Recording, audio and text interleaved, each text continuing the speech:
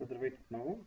Това е следващия урок от поредицата, като този път ще се занимаваме с обработка на данни и за тази цел съм приготвил една база данни, която ще споделя в интернет след това.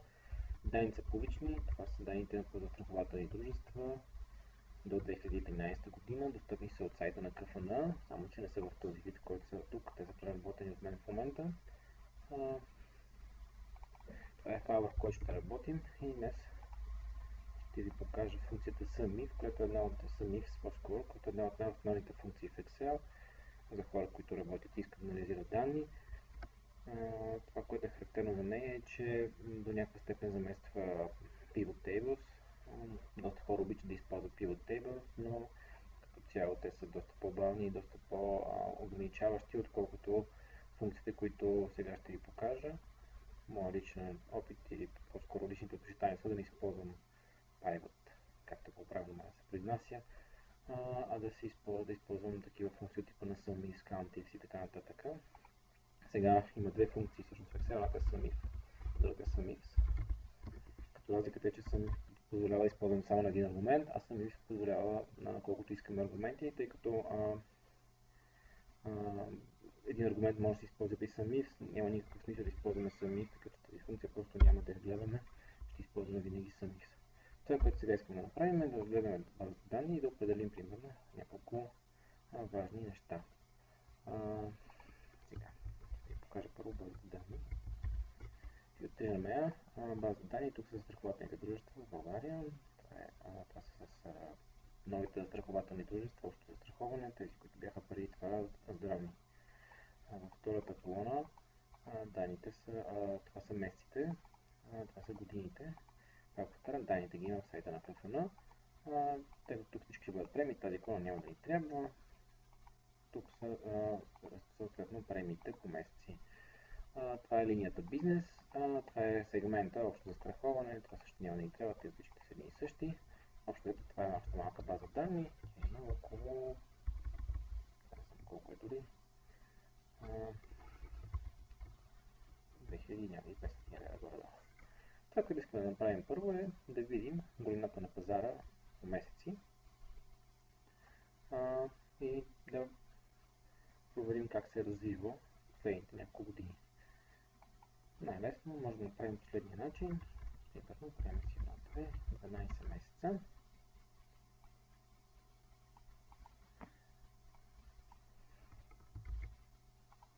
И това са съответно годините, които искаме да разгледаме.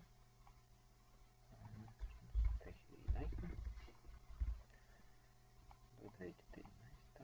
Мисля, че 2010 беше първата година от справката. Сега ще погледнем. Не, 2009 е първата година. Така. 2009.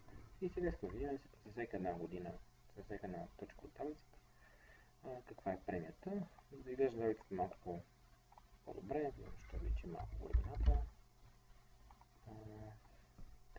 Ако искате да правите прегледни репорти, не е лошо да дадете малко време за това как изглеждат. Нещо е такова.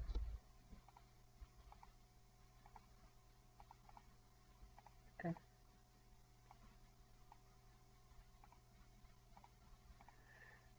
И примерно искаме да видим през 2009 година, през януари месец. Мисля, че януари месец вече няма, свързваме 20 януари, това няма значение, какви е премията на всички застрахователи. Използвам SUMIFs, както казах, SUMIFs няма никакво значение. И такива аргументите, тук са сложени първите три, но те могат да бъдат много повече, като в първия аргумент е колоната, която ще сумираме и след това вече залагаме критериите, като втория аргумент е колоната с критериите, третата колона е критерия, четвъртата пак може да е колона с критерии, самия критерий вече е петия, но това ще много по-лесно ще бъде разбрано като с този пример. Сега искаме да съберем премията, така че даваме колона D за събиране, това е колоната с премията. И първи критерий ще бъде година. Критерий. Това е обхвата, където ще гледаме критерия, това е самия критерий. Обхвата, където е подадена годината, е колона C. Колона C избираме, изтопоряваме, натискам И даваме самия критерий, който ще е годината. 2010. Тази част тук Excel няма нужда да я слага, но я слага по този начин. И всъщност това е премията за цялата година. Не е точно това, което ни трябваше, но едно добро начало. Стотинки няма си да гледаме, то се изглежда доста по-добре. 8 милиарда за една година. Доста между другото. Наистина е толкова много.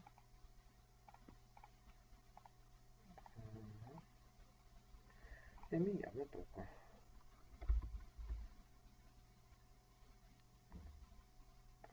Всъщност, те са данни с натрупване, така че не е чак толкова много. Данните с натрупване, което значи, че за 12 месец, 12 месец данните от първи до 12 месец, 11 месец от първи до 11 месец, така нататък. Това няма значение в момента. Важното е да видим как работи формулата, после ще извадим месечните данни. Сега, значи, кои са критериите? Какво представлява всъщност формулата за микс?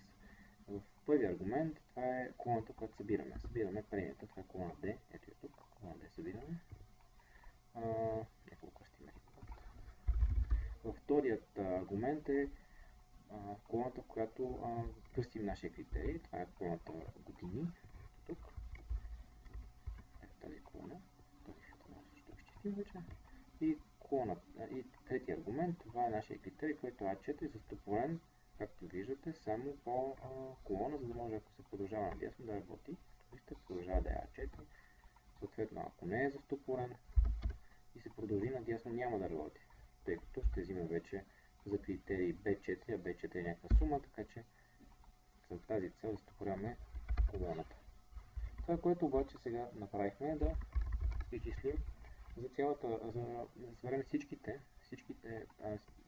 цялата премия, всички полета в колона D, които съответстват на 2010 година. Тоест, ако тук има 2010 година, ние го събираме. Как работи това? Общо по този начин. Ако това го направя ръчно, ето това, 2010 и после сумираме тези числа. И това, ако сложа тук една формула за сума, би трябвало да изкара същото число 8 милиарда 764, 8 милиарда 764.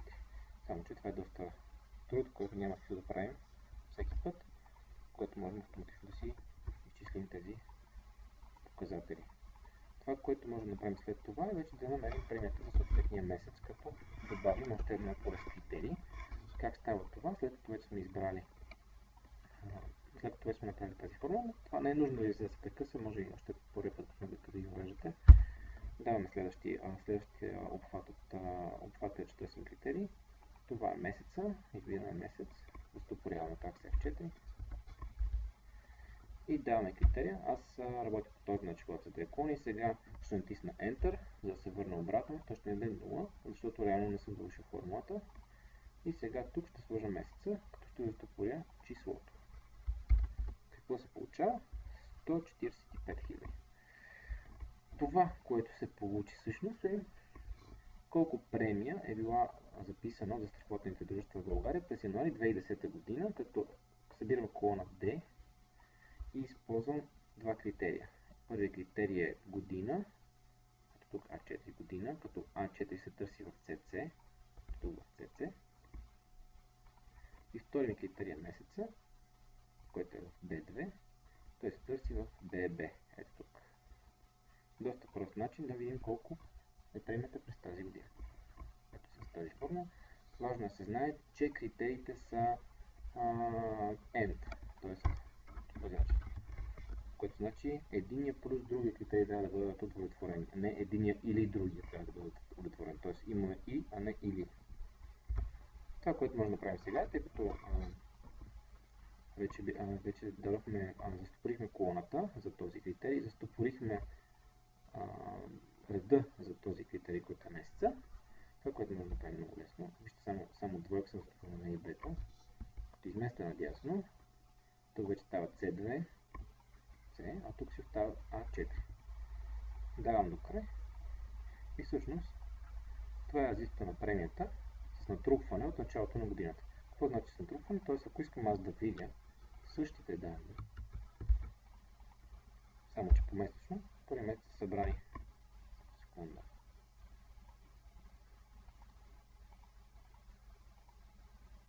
Значи, това обикновено в Finet по този начин се описва YTD, Year to Date, данни са това, а тези са monthly.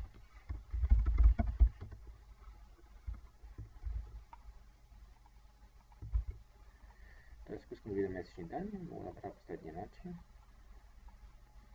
Първи месец копираме едно към едно, на всички останали месеци е това минус това. И мога да видя вече как се развива застрахователния бизнес в месеци. Това са вече месечни данни. Както виждате, тук е много малко с 12 месец. Много интересно. Както и да е. Това не е чак толкова важно в момента. Това, което има в момента е данните за 2010 година. Както виждате, ние си поставихме данните така в доста добре си направихме формулата, така че единството, което трябва да направим, за да видим същите данни за следващата година, е да копираме формулата. Долу. Съответно. Добре. 2014 година нямаме данни. Така че спокойно да изтрием. И както виждате, тук е примерно, ако кликна тук след 2 или кликна по-скоро тук, мога да видя, че използвам 2013 година за критерий 1. 2013, тук използвам 2012 и 1. Така. Това много е важно, когато ползвате такъв тип таблица, когато имате критерии тук, например по този начин, и тук. Всъщност, когато ги използвате, винаги критерия трябва да бъде, който е нагоре на реда, се затопорява реда, който е на колоната, се затопорява колоната и после лесно се копира. Тук имаме формулата, която е доста проста, само изваждане. И това, което може да видим, всъщност са данните по месеци. Но това, например, не е достатъчно. Ние искаме да видим колко компании са били на пазара по това време. Например, в 9 януари месец може да има 10 компании, а тук компаниите са 50, т.е. разпределението между тях може да е много различно. Да, може да направим същата таблица. Си хванем. Си я копираме. Също къснем брой компании. И вместо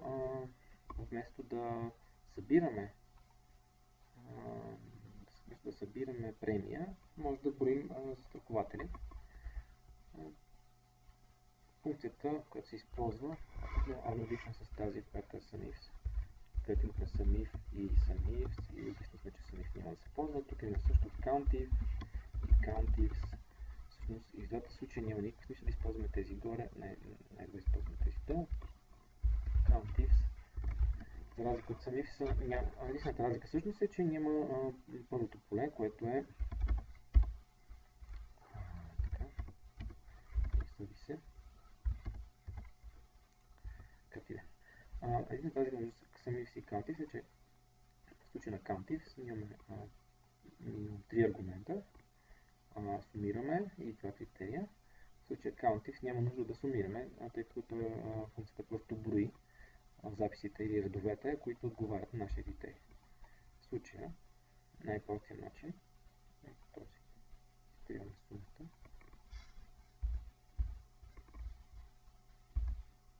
И тук пишем COUNTIFS. Така.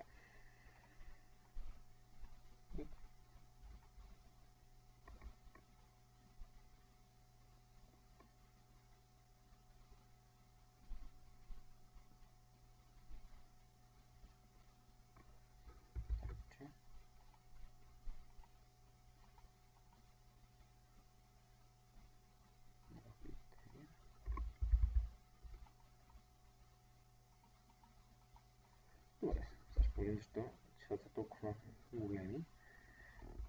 Така, искам да ви покажа сега функцията, която представлява COUNTIFS. По този начин избираме първо обхвата, който ще гледаме. В случая това е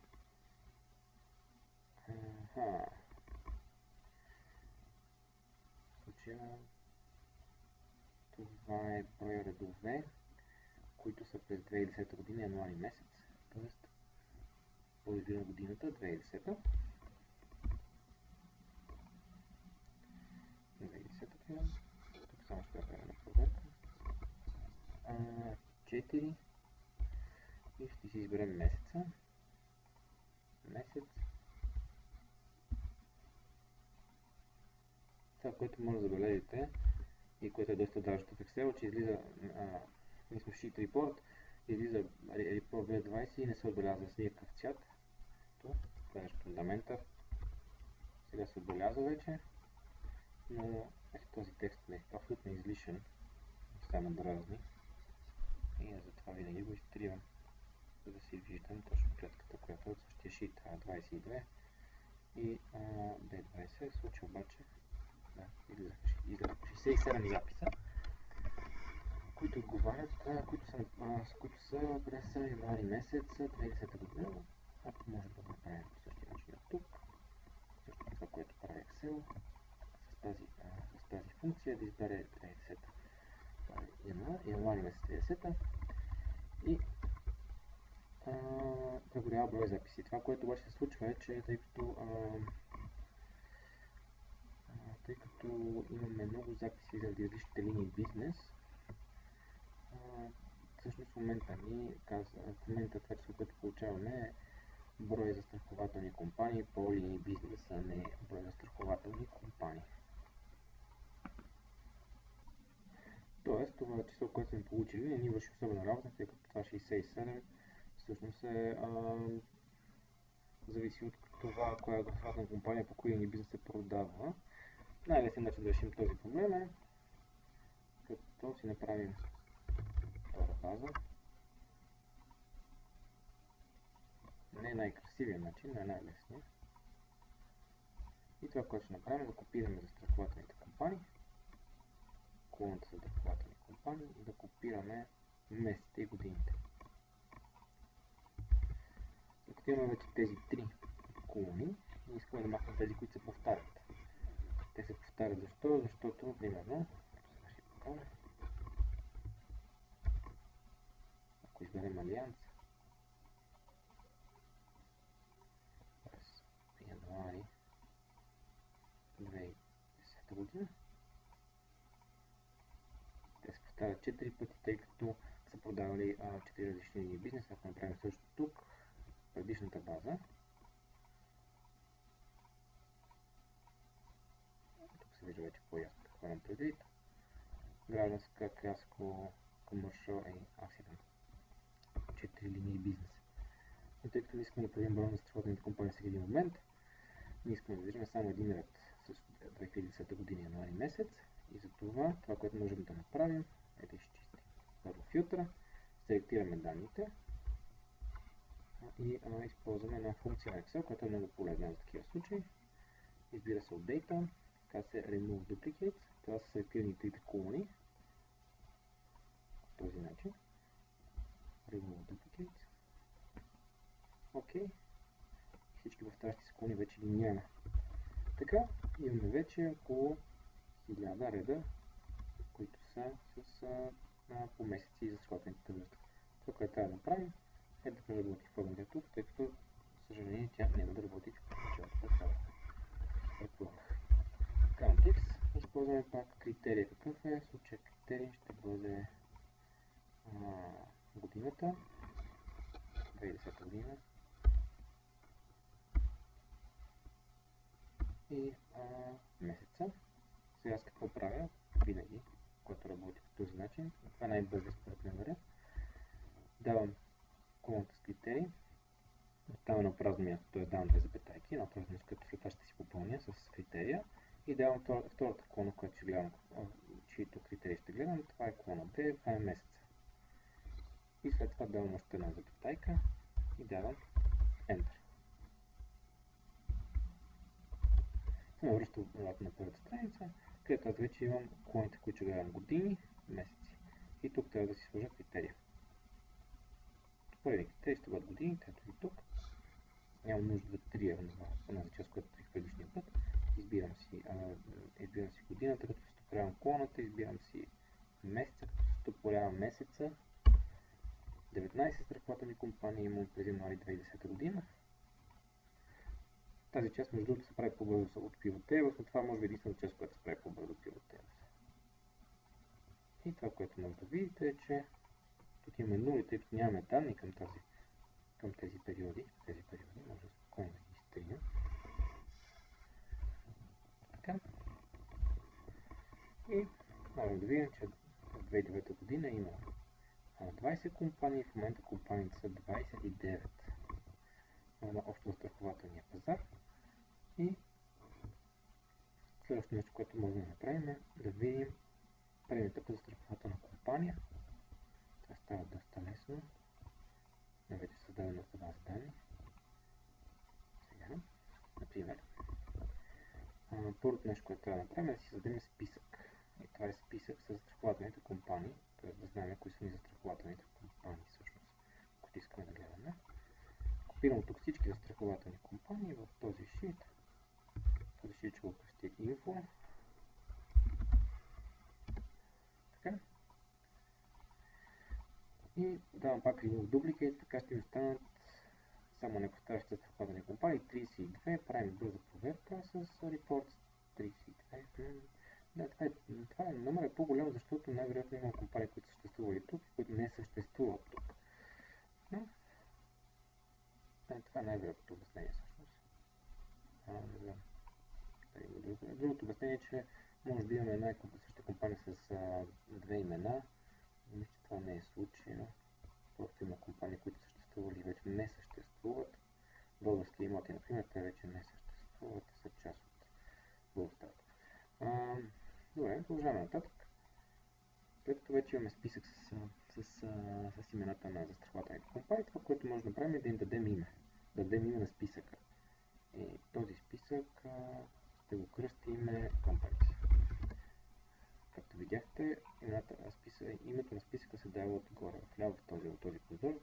В случай, че нещо объркате или пък искате да промените списъка от формула с Name Manager, ето в списъка Companies, може да смените името, или рейнджа, или обхвата, в момента от A1 до A32 и така.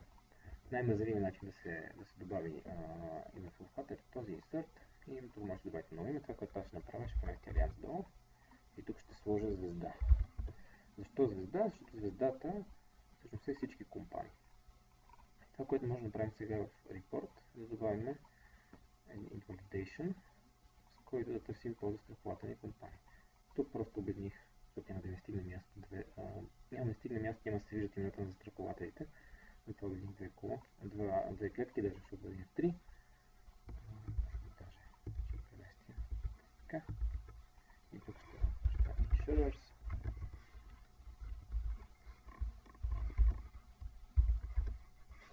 Така. Къде са двете точки? Така. Сега тук искам да ми излизат имената на застрахователните дружества. Това, което мога да направя е Data Validation е тук. Тук си избирам лист. И тук избирам името на листа, който е равно името на листа, който е Companies. И това, което мога да направя сега е хоп. И тук ми излизат всички целият лист за застрахователни компании. Давам звезда. Звезда значи всички. Excel. И това, което мога да направя сега е да добавя още един критерий тук. И този критерий ще има на застрахователна компания. Например, в случая добавям критерия, където търси застрахователните компании в колонка А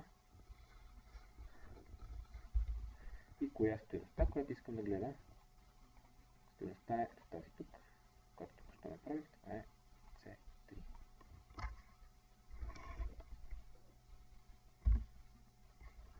Даме F4, защото тази стойността, която ще използвам навсякъде, тъй като е звезда, би трябвало да не се променя числото, тъй като искам всичките в момента. В момента искам просто да проверя да ми работи правилно. Затова съм сложил звезда, т.е. ако сложа звезда и направя формулата, би трябвало да нямам никакви промени по никаква от клетките. Така. И това, което виждам в момента, е, че навсякъде имаме и същи стойности. Сега, ако решим да сменим застраховател, например, искам да видим Allianz. Allianz и автоматично излизат данните на Allianz. Ако искаме да видим някой друг, примерно Bullins, излизат автоматично данните на Bullins. Това са месечни, това са годишни. Абсолютно също важи и за Accountives. както направихме, ако решим, добавяме още един критерий, то е име на застрахователя, другата база данни, избираме колона, тук ще гледаме, тайка и избираме критерия, който ще използваме и то е тази клетка C3, Enter. Това е малко безмислено, защото тук винаги ще показва едно, тъй като безмислено. Тъй като винаги ще показва едно, независимо кой изберем горе, или ако изберем звезда, ще показва 19. Да, няма смисъл това да правите. Не защото няма да работи, а просто в този конкретен случай винаги ще показва единица, иначе има случаи, в които може да бъде използван. Ами това е за сега. Това е поне първи урок от SUMIFS, той е доста по-сложни неща да се правят с него, но по-нататък ще минем и през тях.